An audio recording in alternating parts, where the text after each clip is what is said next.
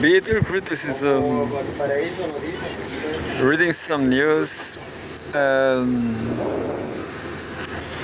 I guess I took the wrong bus. I took a very wrong bus. This bus is going for the hills. Yeah, this bus is taking the hills, and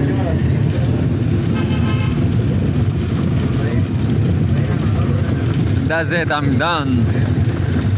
I'll read a lot of news. A lot of news today. You will see. It will be like 8 videos, but it's beautiful, isn't it? Look, it's kind of beautiful. I'm going to read everything, Russia Today, all of it. I will start with the genocide. People are talking about a ceasefire in Gaza. I cannot guarantee because I'm just a reader. But you know, this is being devastated. It's being devastated. Oh, look, this is the Cerro Toro, the Bull Hill. Well, a lot of damage, isn't it? A lot of destruction here, right here in Cerro Toro. It's not so hospitable. It's dangerous actually. But with some luck, we are not going to get shot. We are surviving anyway. So here we have Al Jazeera.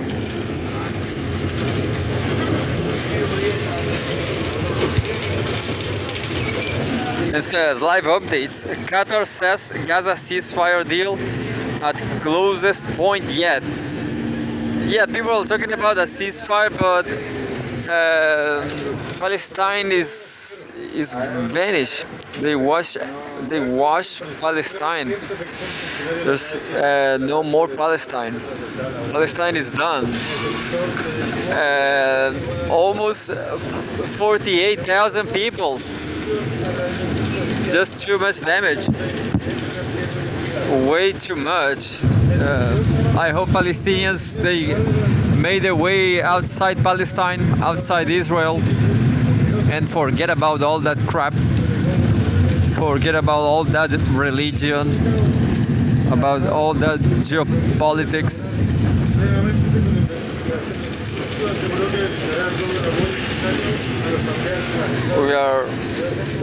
We are facing some competition. Talking about some terrorist attack here. Somebody died.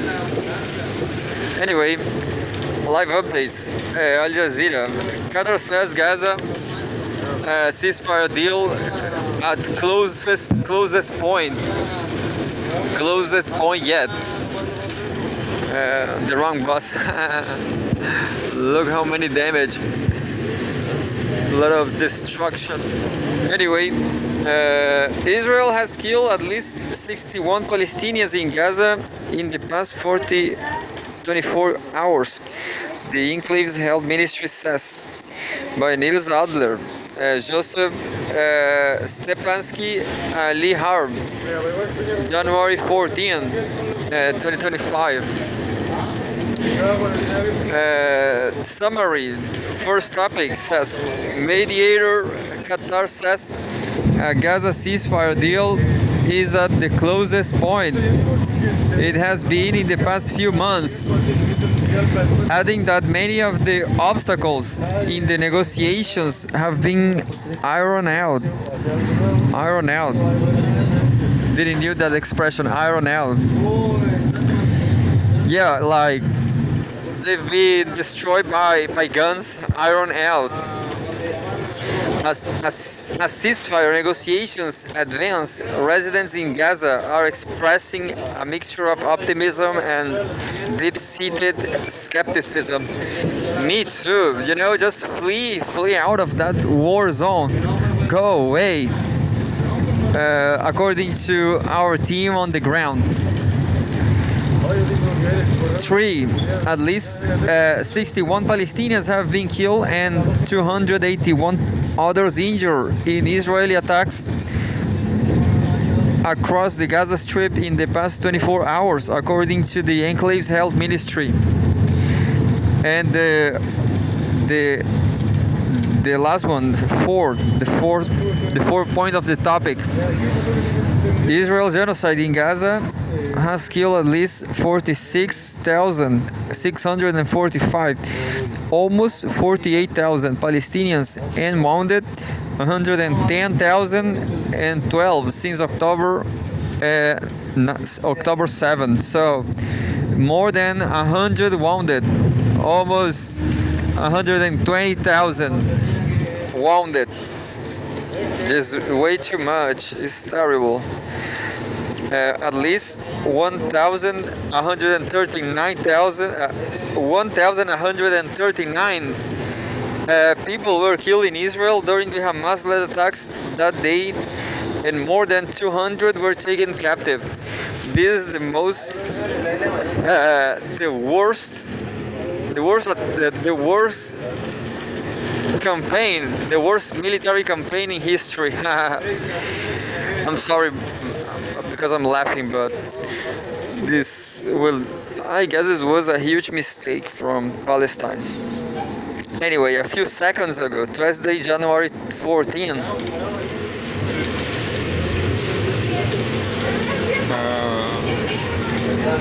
it says, protesters disrupt Blinken's speech.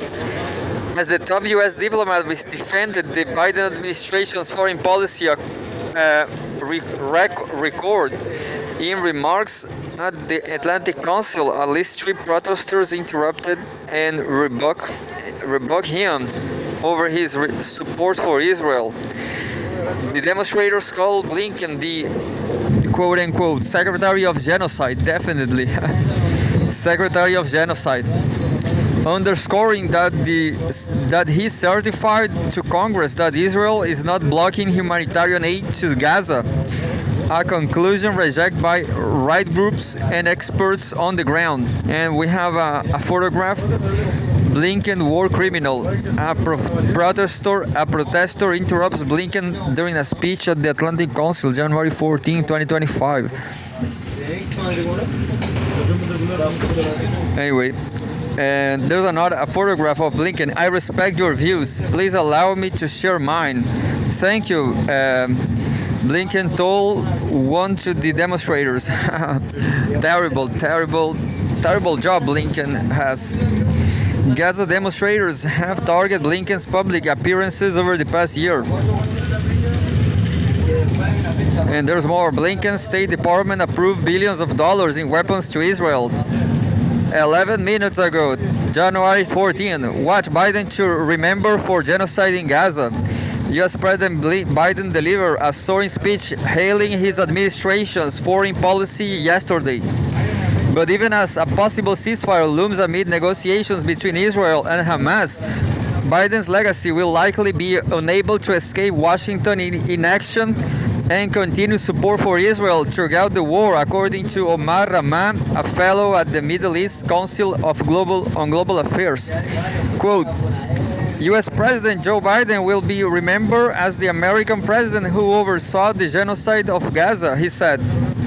Watch his interview with Al Jazeera below. And right here there's a tweet that says Al Jazeera English follow. U.S. President Joe Biden will be remembered as the American president who oversaw the genocide of Gaza, says Middle East Council on Global Affairs fellow Omar H. Ramaford, Al Jazeera, I guess. 28 minutes ago, Tuesday, January 14th, Lebanon's Prime Minister designate Nawaz Salam officially resigns from ICJ. the International Court of Justice has confirmed that Salam left his post as the president of the tribunal after being appointed as prime minister designate in Lebanon. As ICJ president, Salam read out the court's ruling in May ordering Israel to, quote, immediately halt its military offensive, end quote, in Rafah in southern Gaza. The Israeli military ignored the top UN court's decision and pushed on with a campaign that devastated the southern Gaza city, where hundreds of thousands of displaced Palestinians had been sheltering. The ruling was part of South Africa's case accusing Israel of genocide against Palestinians, which the ICJ is still litigating. The U.S. Security Council and General Assembly will choose Salam's successor. Salam is currently consulting with Lebanon's political forces to form a new government after lawmakers elect Army Chief Joseph Aoun as president last week. The new Lebanese government will oversee a fragile ceasefire between Israel and Hezbollah. Aoun had vowed that the state will confront Israel's aggressions in the south of the country. And there's a photograph. Nawaz Salam oversees ICJ hearing on Israel attacks on Rafah. 44 minutes ago, resuming war will be extremely difficult after deal, Israeli journalist. Maybe, I hope so. Everybody hopes that, but Meron Rappaport, an editor at the Israeli outlet Local Call, says fighting in Gaza is unlikely to resume after the initial pause if a ceasefire agreement is reached. Quote, it will be extremely difficult for Israel to come back to the war, first because it seems that Trump does not want Israel to go back to the war, end quote, Rappaport told Al Jazeera. Quote, and secondly, and even more importantly, I think the Israeli society is very tired once the war to be over, and there will be huge pressure from the families of the hostages that will not be released in the first stage, end quote. And lastly, an hour ago, Gallant says hope deals will prevail over political interests. Who knows? I always say, to my opinion, I will flee Palestine since ever, and Israel too. I will never go there. Gallant says hope deal will prevail over political interests. Israel's former defense chief, who was fired by Netanyahu in November, has called the potential ceasefire deal with Hamas perfect, according to the Israeli news site Ynet. Quote, I hope that national considerations will prevail this time over political interests, end quote, Gallant said.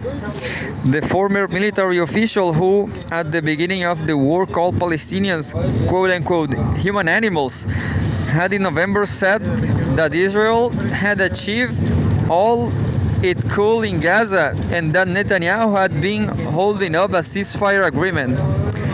A warrant for Gallant's arrest has been issued by the International Criminal Court, accusing him of crimes against humanity and war crimes. In his latest statement on the deal, Gallant added that he was ashamed by the efforts from far-right ministers, Ben Gvir, and Smotrich to block a deal. Ben Gvir, in a video post on X earlier today, bragged he and Smotrich had previously worked together to foil past ceasefire agreements. And that's it.